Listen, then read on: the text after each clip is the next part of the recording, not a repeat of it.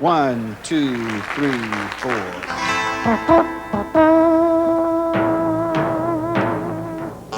Way back in history along the Nordic coast, that was the sound all the people feared the most.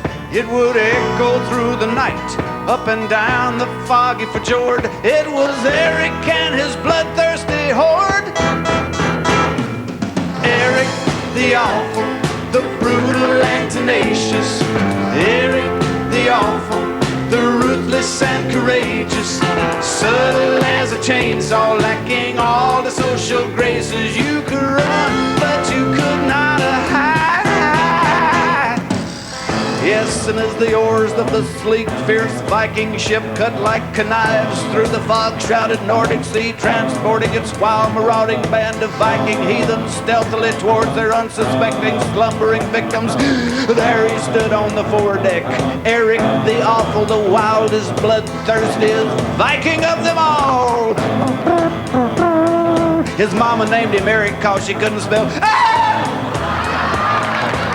He had a hairy head, a hairy face, a hairy chest, a hairy arms, hairy legs, hairy boots, and a hairy hat shaped like a big bullet with horns coming out the sides. And once he started after you, he'd never stop. He'd turn to his oarsman in his 37 oared fjord and say,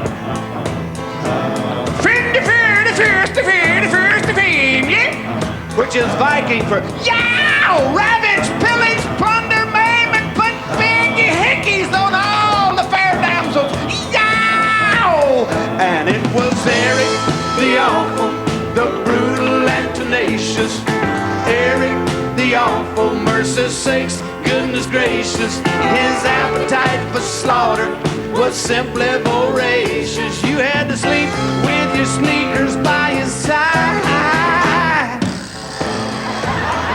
Yes, and when the villagers heard that awful battle alarm,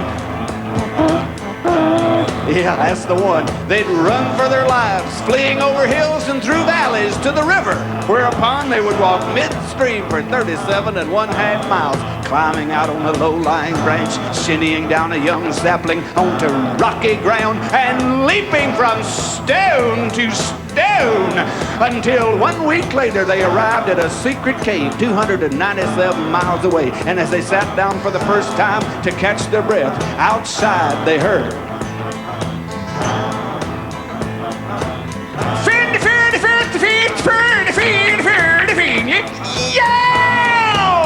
yes, it was Erik the Awful, the brutal and tenacious.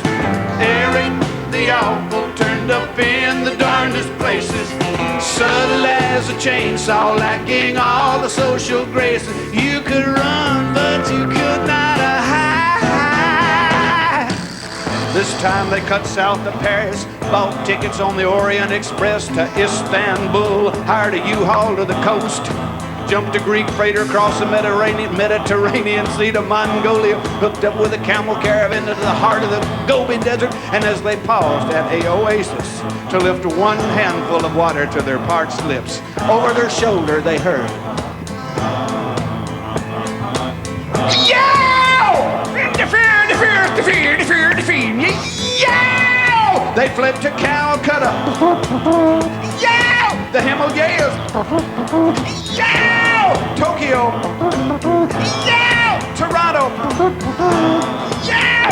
Toledo and Hara, Georgia. But it was no use. They finally succumbed to a savage plundering and pillaging, followed by a big hickey party on the outskirts of what is now Washington, D.C., where the descendants of Erik can still be found today, working as special agents for the IRS. Oh yes, it's Erik the Awful, the brutal and tenacious.